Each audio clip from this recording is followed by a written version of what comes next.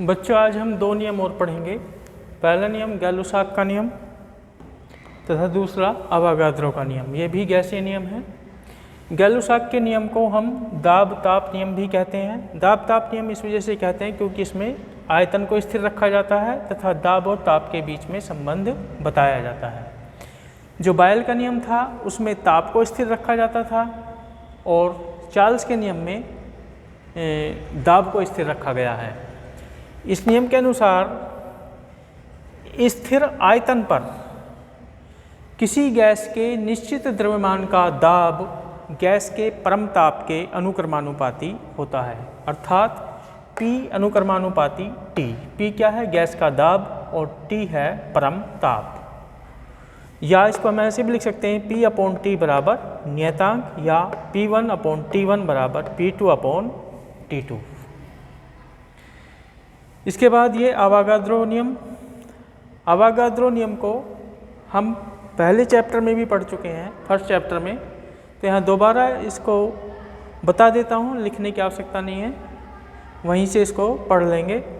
इस नियम के अनुसार समान ताप व समान दाब पर गैसों के समान आयतन में अणुओं की संख्या समान होती है और किसी भी गैस के एक मोल में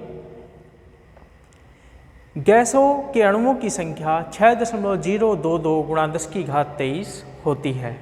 इस संख्या को हम अवागाद्रो संख्या कहते हैं।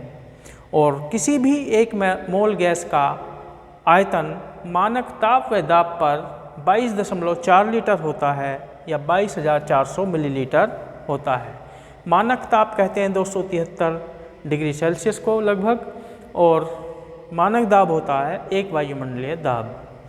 इसके अलावा इस चैप्टर में ये गैस नियतांक जो हमने कल पढ़ा था आदर्श गैस समीकरण में, इसको सार्वत्रिक गैस नियतांक भी कहते हैं। इसको तीन तरह से हम व्यक्त कर सकते हैं, तीन मात्रक में। इसके तीन मान होते हैं, ये लीटर वायुमंडल में है, ये कैलोरी में है और ये जूल में है। लीटर वायुमंडल में 0.0821 लीटर वायुमंडल केल्विन इनवर्स मोल इनवर्स, यहाँ पे लिखा है प्रति केल्विन प्रति मोल।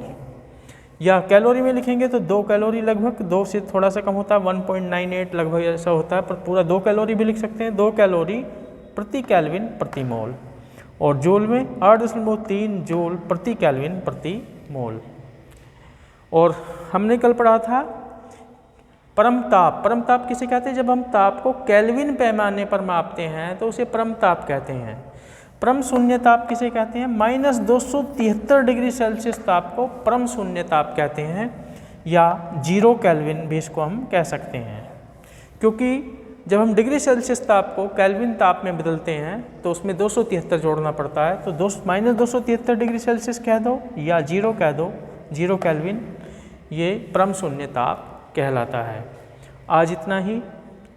कल बताऊंगा गैसों का अणुगति सिद्धांत और उसकी सहायता से हम जो गैसीय नियम हमने पढ़े हैं उनकी व्युत्पत्ति करेंगे।